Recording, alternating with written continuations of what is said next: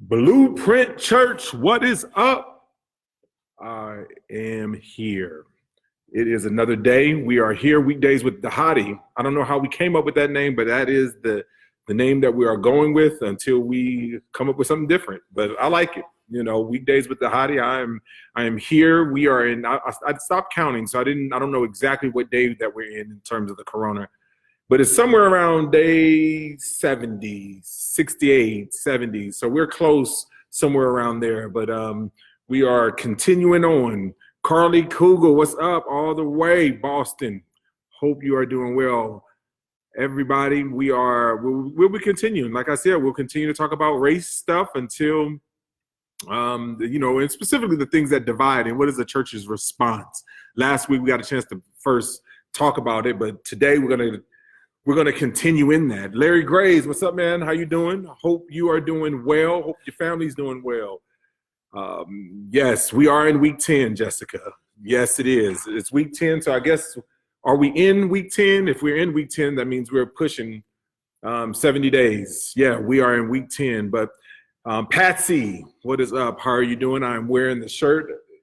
We are always consistently praying twice a day for EJs. So please let us know how we are doing. And actually, I got a chance to reach out to Patsy, and to sometime next week, we're going to make sure that we bring on Patsy just to kind of get an update, if EJ's up to it or whoever. But we just want to have the opportunity to be able to talk, and we get the update from them. Patsy said that EJ and I are at the doctor's office watching, and he said to let you know he sees the shirt. There it is, EJ. Oh, the mic's in the way. There it is. Man, every day praying for you, brother. Every day, 8 a.m., 8 p.m. My alarm goes off, and I'm praying for you. Want you to know that we love you. We haven't forgot about you. Hate not seeing you, but we're thinking about you and your whole family. So appreciate you. So we got Jessica, Larry, Graves, man. Hope you are doing well. I haven't seen you in a while. We need to get a call or something. Carly, all the way from Boston. So we're everywhere. We're everywhere. And today we're just going to continue. Last week, for those of you who weren't with us last week we talked about just every day to some degree. We talked about the Ahmaud Arbery. We talked about just the things that divide us in the church. And we really just wanted to take some time to just continue in that. Last week throughout, you began to ask questions. All of you guys began to ask questions about just what does that look like? What does it look like for us? I mean, just a variety of different questions. And so this week, we're just going to go through and answer some of the questions that you guys have put up there. I have the list of questions. And so we're just going to walk through and just give you kind of some perspective. Hopefully, as I'm answering the questions, that I'll give you both a biblical and balanced perspective, and I'll also give that there will be dignity for people who I disagree with, who you may disagree with, you may even disagree with me. But I also want to create space. I want to create space for us to have honest conversation and honest dialogue about it. And I think that, and really what I'm hoping for this time and this platform to be is a place where we can have honest conversation and honest dialogue about things that divide. We recognize that there's so many different things that we can divide on, but let's rally around the person and work of who unites us through the power of His Holy Spirit. And it doesn't mean that we're going to come up with the same answers or even the same ideology, but what it means is that we need to have space to really value one another. The Bible tells us, can the ear say to the eye that there is no need of you? And so we need different perspectives and different vantage points of how we're doing it. Last week, we brought on Dr. Yancey and we brought on Show, which are two variety and varying different perspectives. But I think that they both have the heart for reconciliation primarily, even though reconciliation may look differently for each and every one of them. We talked a little bit about the idea of integrating and those things. So we just really want to just continue to talk about this and, about kind of the things that divide about that. And we're just going to walk through that. But again, and as you put in more questions, we'll just add those questions into the document. And we're just going to hit them. Walk through them, hit them. There may be questions, so I'll go from the questions I have to the questions that you have on the screen, and we'll just kind of walk through those. But before I do, let's say what's up to everybody. Larry, we will definitely do it. we'll connect. Noelle, what's up? How are you doing? Haven't seen you in a while. Obviously, we haven't seen many people in a while. Antoine, what's up, man? Hope you are doing well. Maurice, okay, what's up? How are you doing, sir? And Marika, how are you doing? Jorge is on here. Christy is on here. I am glad to see some really good faces. I hope you guys are doing well. Let's go ahead and just jump in. One of the first questions that I have on here again, these are questions from last week. You can continue to interact with me about the things that divide. Remember, what my kind of underlying thesis is that if we're going to make disciples in North America, we got to address the issue of race, because so much of our country has been built on this topic of race that has divided so many of us. And the question that we need to be asking is, how can we be conduits of the grace of God, both individually and corporately? How can we, the body of Christ, because we cannot give what we do not have. And if we are not unified within the church, how can we talk to a divided world about anything? There's so many things that divide. Even this, like in a week's time, there was some police break-in, that broke into the wrong house and ended up, they're like, I think, I forgot all the details, but there's so many different things that are coming out, taking place, and there's so many things that are dividing us, and so we just got to be able to talk about it. So the first thing that I want to talk about today, because the question is, where's the appropriate place to have the conversation? And this is one of the questions that were brought out last week, was how do we help our children understand race and how to pursue reconciliation, right, equally? One of the questions was simply, the idea is like, how can we do that? And part of the question, and we sent out something today about some resources for our Blueprint members, is this even an appropriate place to talk to? Like, do we need to talk to our children about this? I would say 100% yes, but we got to talk to them in a biblically balanced way. Because if we don't talk to our children in a biblically balanced way, where we're giving people dignity that we disagree with, then all we're going to do is perpetuate the discrimination, and whatever ism we fall in line. So we got to make sure that we're talking to them in a way that is honoring other people in a biblical way. Again, we talk about breaking this conversation up in principle, prudence, and preference.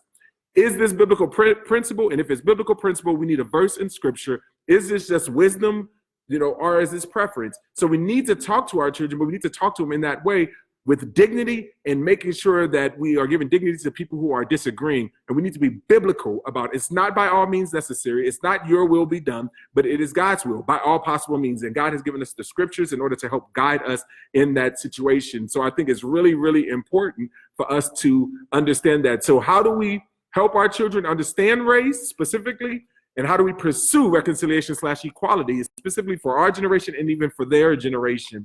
And I would just kind of go in the same way that we talk about how do we create culture, right? And if we're going to talk about how do we create culture, we need to understand that there's a few things that we need to do. We need to teach, model, prioritize, and celebrate.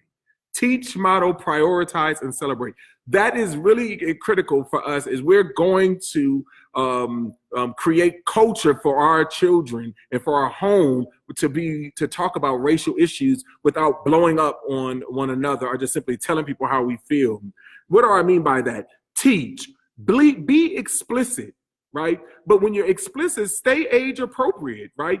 But you also want to make sure that you're grounded in the hope of the gospel in the Imago Dei, making sure that there's dignity to people. Like, give dignity, give people dignity when we talk about. So when you're teaching, be explicit about it, but stay age appropriate. You don't want to be talking about microaggression and all that to your 5-year-old, right? You just, like, some of the things, this may be too complicated for them to grasp right now. So stay age appropriate when you teach, be explicit, say that what we're talking about, or run to the tension, but it would be explicit about it, but do it. So that's one. Number two is model. What do your friends look like is a question that you can ask. Like, do you see like children modeling how to engage diverse settings? How do you pursue reconciliation? So like, what type of environment are you in?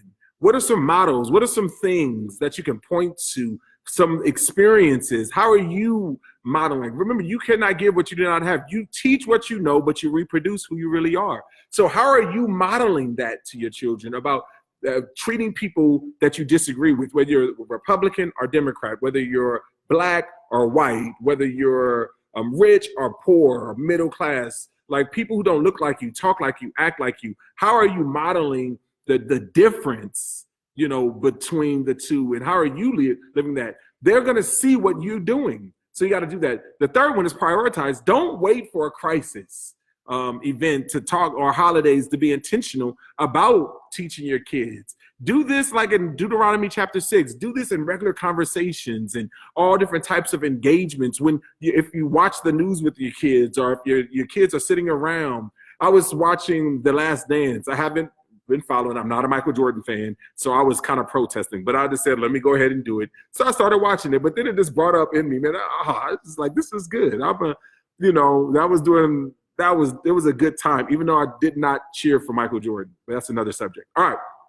So I was watching this with DJ and Nathaniel, and then it was all type of teaching points and teaching moments that was there, and I was just prioritizing some things that I would like to intentionally get in, embed into my children. So it's just like, use the diversity of moments to prioritize. Always have it in your head, but think about regular routines and rhythms and structures that you can infuse these conversations into family life. And I know that this is specifically for my Anglo population, the majority population, because a lot of times the majority population, that they're just not as evident, or it's not as prominent in terms of how often we teach, or we talk about race or racial issues, and I think it's just important for you to have that as an intentional thing that you prioritize into your regular life's rhythms. And so figure out how to do that, but diversify the settings.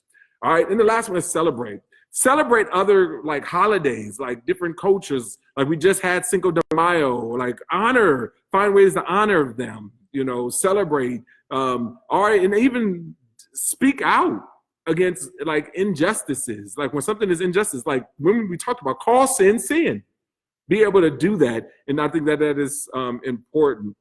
Also, one of the things is read diverse authors and children books. Like there's so many different things.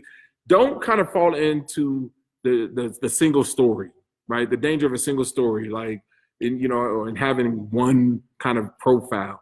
Diversify the way you do that. And so I think that is some of the ways that you can teach yourself, you can teach others, but I think it's just really important for us to recognize just the different ways that we can go about doing that. And so that's one question. All right, that's one question. We're going to push through some of the questions a lot quicker than that, but I wanted to kind of spend some time to say, like, I want to spend time on the question that you guys have. You guys may have even comments on the screen that I'm, again, looking at and just wanting to talk. This is the time we're talking about racial tension, racial divide, and specifically in the church, the things that divide us. And we're going to just, again, I said we're going to talk about it until we don't talk about it. I'm reaching out to D.A. Horton, and I'm asking him. He's written a lot on this, and I'm asking for his advice, his opinions, and his thoughts. But this is the time where we just want to have real conversation and real talk on this. Jimmy Steele, what's up, man? All the way from San Diego. I hope you are doing well. I hope things are going well with you guys. What are you guys' thoughts about this situation? When you hear new things that are coming up, what are some of your thoughts? Put them in the comments. Let us know like what you're thinking. But again, do we need to have conversations with our children about this? I would say yes. Well, how do we help our children understand race and how to pursue reconciliation / equality? I said it quickly. You got to teach it to them explicitly. You got to model for them personally, prioritize it, in the diverse rhythms, and celebrate it. Celebrate other cultures and celebrate other things. All right. So I think that is one way that we could go about doing that. All right. Another question: how do we tangibly support families who are suffering loss due to racial injustice? Right.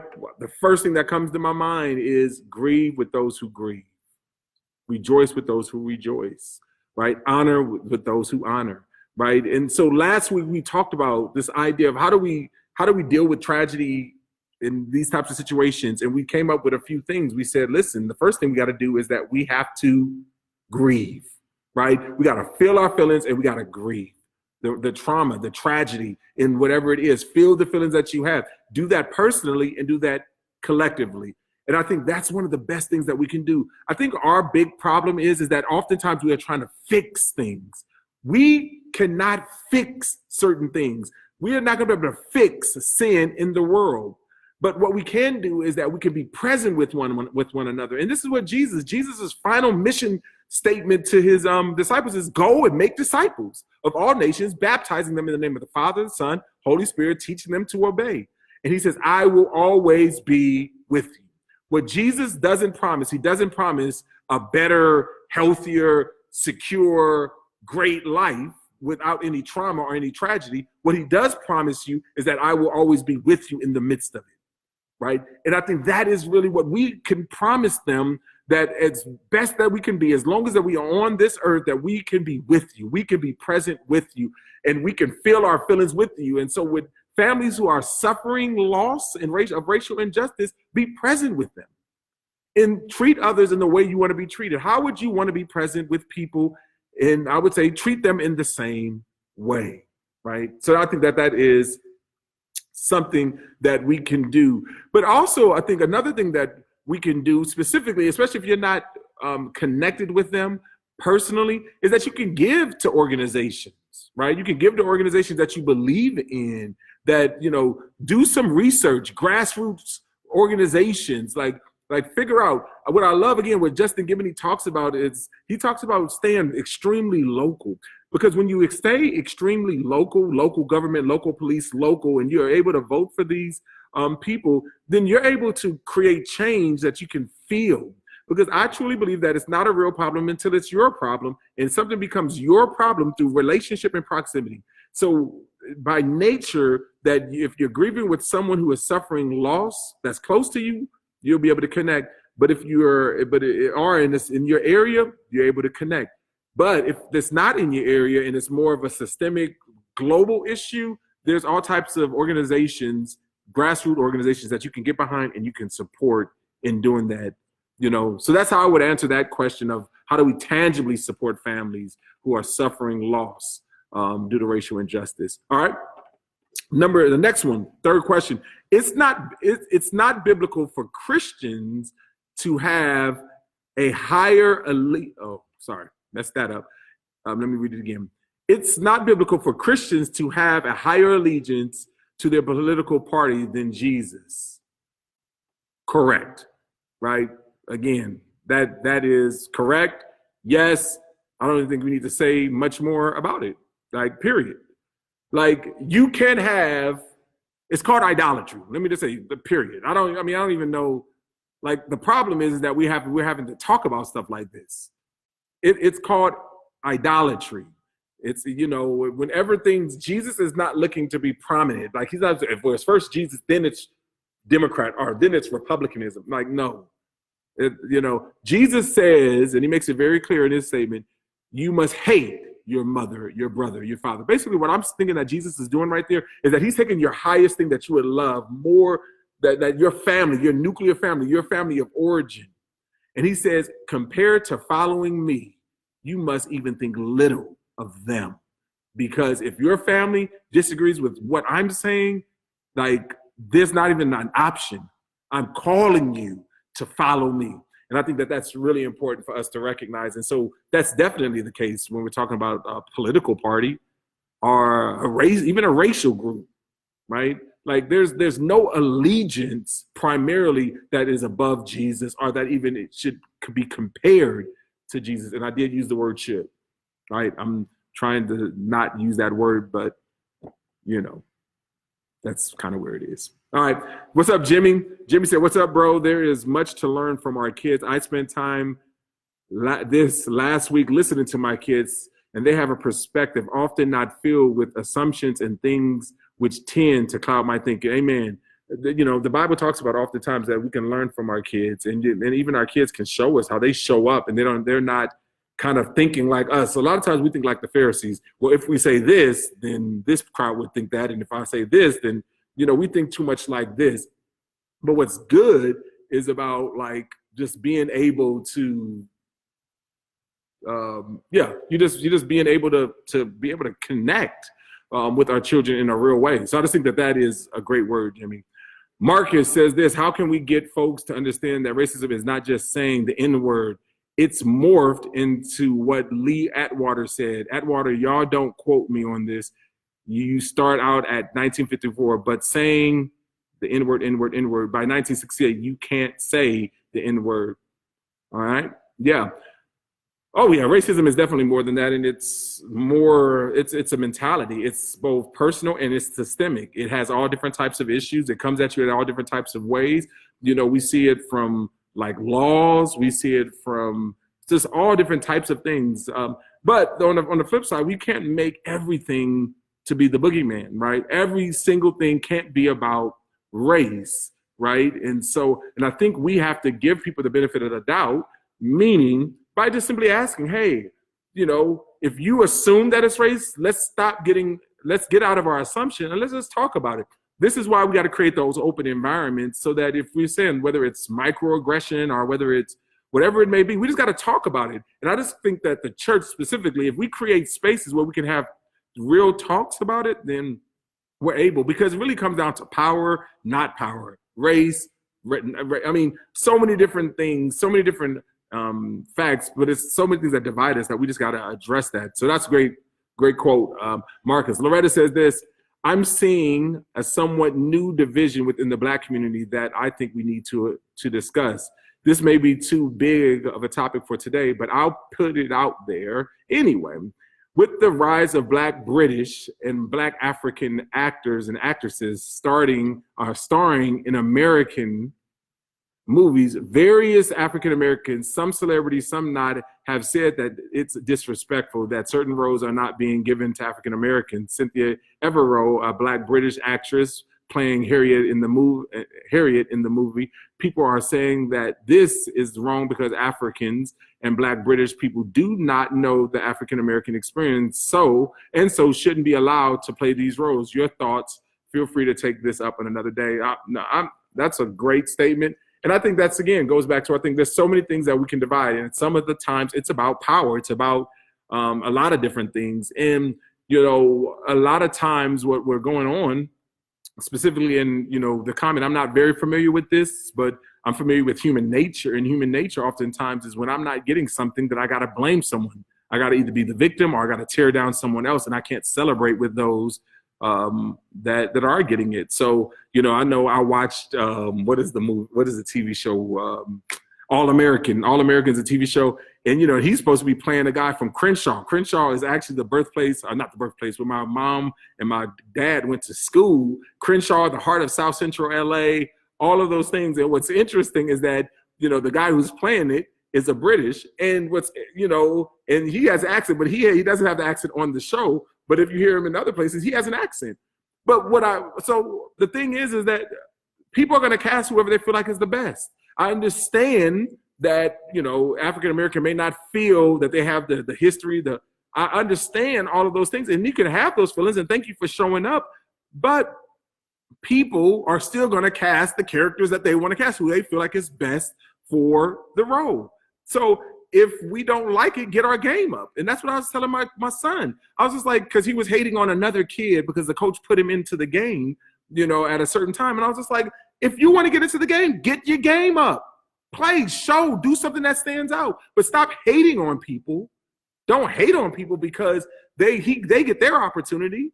They are also made in the image of God. They also have feelings. They also have desires. So let's not pull someone down because we want to try to be pulled up. You can advocate for yourself without trying to tear somebody else down. That's ultimately what I'm saying. And so, Loretta, I think it's a great subject. And this is where we're seeing the division, that's taking place. And this is also the division that you see between other minorities.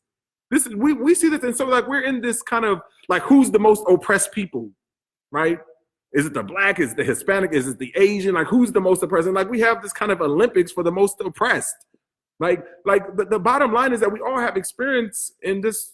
It doesn't matter who's the most, who cares? We all have our experience, and let's just address it. We don't have to pull other people down or discredit other people's experiences in order to justify ours. This is the very thing, and I talk about this in our elders, and I talk about this in our leadership, is that when we always try to feel like we're talking for behalf of other people, why don't we just do better at talking about us and be present about us and our experience? Right? And stop projecting and stop feeling everybody else. If you would just be real with yourself, then we wouldn't have to kind of tear down anybody else's experience or invalidate anybody else's experience. And I think I think that's critical. All right. Stephanie says this: I don't think it's always about tearing down the person who got the role, but about access to the roles and systematic issues when one particular group of people is continually left out. I mean, I understand that, Stephanie, but we don't know. We do not know, and we can't just automatically say that it's a systemic situation. There's lots of Black celebrities that are in entertainment. Actually, that was for a long time the only way that we were going to get out of entertainment. So we just can't always go to that as the issue. And I understand that, again, this is the place for us to talk. But again, my thing is, regardless of if it is what I see was this idea, and I'm going off of Loretta's. I'm not familiar with the situation, but Loretta's comment is that with the rise of British and Black African-American actresses and actors starring in American movies, various African-Americans, some celebrities, some not, have said that it is disrespectful that certain roles are not being given to African-Americans. So I don't know. Everybody, I mean, you guys can definitely disagree with that, but I don't see it as disrespectful. I just don't see it as disrespectful. And again, I don't know, it may be something that is about, it could be about a lot of different things, but if they're, I don't see it as disrespectful. All right, but Melissa does, and she says thank you. She says thank you, Stephanie. All right, Marianne says this: so if the N-word is wrong, why do so many rap songs say it and many Black people say it to each other? But if a white person says it, they're wrong and ostracized. Personally, I think saying the word is wrong, period. I understand, Marianne, but yeah, there's certain things. I can't give you much on that, but the reality is it's never going to be okay for a white person to say it, period. I can't even give you a theory. That's just kind of wisdom. And if you ever think, and I agree, Marianne, that it's wrong for people to say it. However, if a minority wants to be able to say the word to another minority and they don't feel disrespected, that there's certain things that we got to understand. It's not fair. I mean, yeah, certain Black people allow certain other Black people to say it to one another, but it will still never be okay for a white person to say it. It's double standards, and it's yes. And I don't know what to say about that, and I'm sorry. But there's but I think there's a kind of a thing is like, there's certain things I can say about my family, but there's other things that you can't say about my family, right? Is that right or wrong? I don't know. I can't give you any biblical verses on that. I can't. So I can't give you any wisdom. I just think that, again, that to me is a 1 Corinthians 9 thing, is that become all things to all people. Really, become all things to all people. And a Black person will be offended for a non-Black person to use the N-word. And I'm not gonna say every Black person, most Black person, most African Americans. Loretta chimes back in: Black, British, and Black Africans are also frequently left out of roles too. However, because they're not African American, they're being seen as other. I think this is wrong. All of these groups are of the same cloth and experiencing the ripples of slavery, different ways and location. For context, I'm Ugandan, raised in London, now living in the US. I see a lot of perspectives. I mean, the bottom line is, again, my problem is that, we're going to continually talk about, everybody has an experience and we all have an experience. And I just don't think the way you fight is by tearing anybody else down or by saying it's disrespectful for not getting the role. I just don't like the language, and I just don't think it's really helpful. So I just don't. Yeah, but again, that's just my thoughts, my opinions on this. Oh yeah, so good analogy. The family thing is a good analogy. Yeah, I mean that's just the bottom line. I wish I can tell you something different, Marianne, but that's just a fact. That's a fact. All right, I've spoken to some friends about this. What they told me is I'm Black. The N-word is a word frequently used to describe people like me. I'm going on my own that word with my brothers and sisters because it's a bond that we have. It's empowering to say the word and to use it within our own community, but not for others. There you go. That's another person's opinion right there. Lauren Lee. She says, Christy Bryan says, how do you accept other authors, speakers, pastors that does not acknowledge racial inequality in this country? Is it difficult for you to hear or to accept what they say or do? Well, Christy, I think that's a great question. And I don't know. I mean, the answer to the question, if I feel like there's someone that I feel like needs to be asking the question or talking about some of the issues, then I just go and talk to them. I'll talk to them, right? I mean, when I saw this as an issue, with the thing, I went and talked. I went to the North American Mission Board. I went to the people and I was like, we got to talk about this. There's prejudice, there's racism, there's things, we got to talk about it. We got to address it. So I just think that, again, when I'm talking about giving people the benefit of the doubt, as I believe that there is systemic racism, I believe that there is personal racism. I believe that we need to address it, and that's something that I'm passionate about because I've experienced it. I also believe that there's tons of other issues that we got to address and we need to talk about.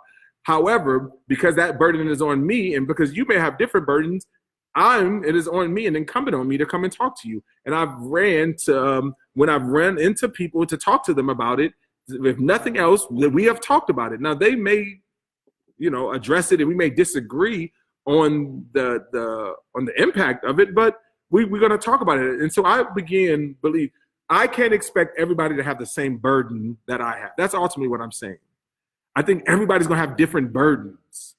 And I think that we need to give people the benefit of the doubt and we need to be able to address, approach somebody if they have a burden in that way. And that's all ultimately what I'm saying is, so when you ask about how do we accept authors, speakers, and pastors that does not acknowledge racial inequality, that I think that that's wrong because we got to understand that there is racial inequality. I mean, I don't think anybody can deny that.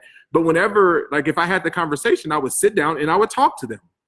So I don't know if you're referring to, and I don't know kind of specifically, but I am all about running to the tension, but running with a heart for reconciliation.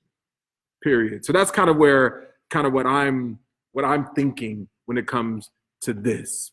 Marcus says this, I know someone who left a church for that reason. They ignored some things that were happening and they felt the church either didn't want to turn off anybody or ruffle feathers or didn't care. So yeah, I mean, I think that's one of the things, Marcus, that you got to come to. If we do all of our due diligence, if we have done all that we can to pursue peace with all men, Bible, right? That's what the Bible says. We have done everything that we do to produce, for all men. Then we got to come to the conclusion that if there's no peace, then we got to create our own boundaries and basically say we can't address it. Like either we got to stay or we got to leave.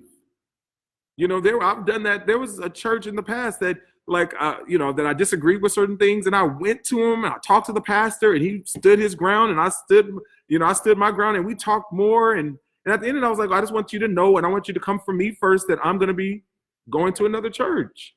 But this is after we talked about it. And this was like one of those hills that I felt like we can die on, right? This wasn't like a tertiary issue. This was an issue that was core to the gospel. Now, and I don't think we need to be doing that. I think we need to understand we don't need to do that on everything because somebody didn't address it the way we wanted it to be addressed, right? But we got to approach them. And if there are biblical reasons that we think that are being overlooked, then we got to begin to address. We got to do everything we can to be at peace, but then we got to come back and we have to address it. So that's the way I would approach that. And I think that's a part of the body. We see even in the scriptures, Paul and Barnabas had to go their separate ways. But they were working through it. They had the conversation. They talked about it. So I think we just need to do that. All right. So Christy, you talk about on a broader level. I mean, I just think that this is my platform. So I'm talking about this on a broader level. And my broader level is, hey, if you have a burden for something and you got people that you feel like don't have a burden, then it's on you, on the person who has the burden to present your burden in a way that is God-fearing, with honor and dignity, respecting the Imago Dei in approaching them. That is what, so I see that as on us. And again, I talked about this last week. The example is we are pro-life from the cradle to the grave. We're pro-life at Blueprint Church. but we have never done anything about anti-abortion. We've just never done it, right? Does not mean that I don't care. I don't have a burden for it. Like my burden is not as strong that I have for the racial tension and racial divisions. It's not as strong. So does that mean I'm anti? No, but there's probably people in our congregation that does have it, that this type of burden. So if they have the burden, it's on them to bring it to the leadership and to say, like, man, I would love to address it. And then how, and then the question is, as a church, this is how we can empower and talk about it. But you don't leave because I've never talked about abortion or be an anti-abortion. You don't just leave. You got to address, you got to bring that. And so that's kind of what I'm saying. It's on us to do that and to use our platforms to share our burdens, but we got to do it in a way that's dignifying. Yeah, so sending an email, direct voice, DM to voice concern. I think that talk to politicians, vote. There's all different types of things that we can do. Lauren says, no problem. They've also shared that if they want to use the word within the Black community, they can, and it isn't really for someone outside of their Black community to say. For someone to say they shouldn't use the word used to oppress their ancestor is privilege, whether known or not, in a way that is harmful, even if the intentions are good. Yeah, and I think that goes back to our conversation about harmful and hurt, harmful or hurt. We just don't want to offend people. You don't want to go into something offending people. I think that's critical. Yeah, and I know that was a response to Marianne. All right, Christy. Oh, okay, thanks. Yes. What's up? All the way from Pakistan. What's up, man? Hope you're doing. Shiraz. Is that how you say your name? Shiraz. Man, you've been joining us lately. And what time is it over there, by the way, in Pakistan? We'd love to know. We'd love to know what time it is over there. But again, you guys, we're going to be just going through these questions. One of the questions we had is advice for Black people who are called to a majority white church. How do we handle this, right? So these are one of the things I just think that we got to do is that we got to advocate. Always advocate. Always advocate. If God has called you to the church, He's called you there for a reason, and to be an advocate. Be an advocate. Like we said yesterday, feel your feelings, determine that you're going to be an advocate, develop a plan, and execute the plan. One that's biblically in balance, that's bringing dignity to all people, that we're talking about, and then be able to address it in that way. I just think that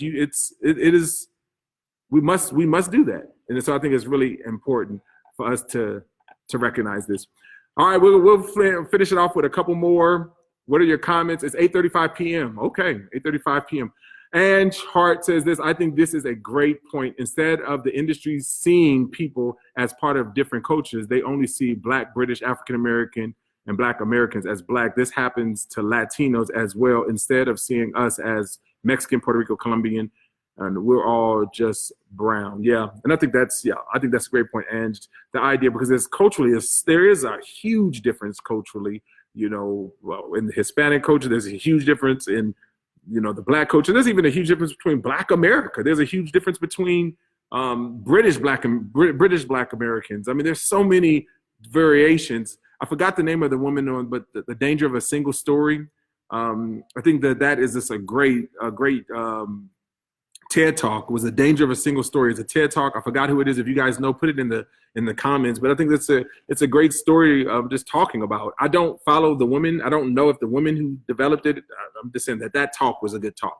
So I just think that it's important. All right, Cindy, we'll kind of end with you. Develop a plan. I gotta get unlazy and unheard and more loving to put effort into developing a plan instead of giving up. It takes discipline and faith. I think that is great. But Cindy, and that's the reason why I said you got to first feel your feelings. You got to first grieve personally and grieve collectively. If you don't tell the truth about what's going on inside, you will always place yourself as the victim. You will always place yourself as the victim. And so we got to tell the truth about what's going on inside so that we can determine to become an advocate. Because if you are just simply lashing out of survival mode, you're going to end up creating more victims. That's why we talk about hurt people. But hurt people who confess that they're hurt, take their hurt to those who help people with hurt, are able to go through the rehabilitation process so that they don't have to hurt other people. So this is why, yes, it takes discipline and faith. And the number one discipline is be able to feel your feelings. This feeling makes me angry, hurt, sad, lonely. So it's important for us to do that. Here, Christians are a dark color, and that's where we are facing discrimination. Yeah. So that's true. Grieve, feel, don't be a victim. Wow. Amen.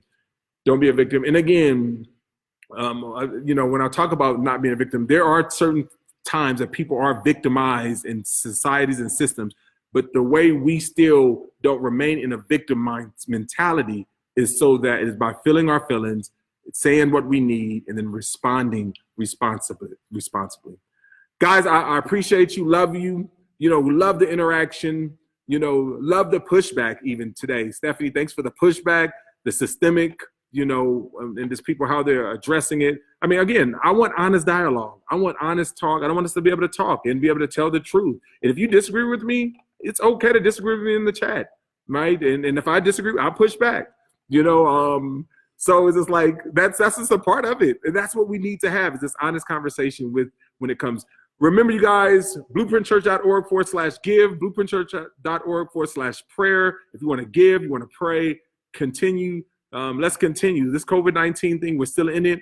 There's all different types of things that we're doing. Be on the lookout in the next couple of days and even the weeks. We got imprint classes coming. We're going to be laying out some of our plans for the summer, and even some potential times for us to gather, in the future. And so we're just going to be just talking about a lot of things, but looking forward to you guys. Love you, Blueprint, and we'll see you guys later.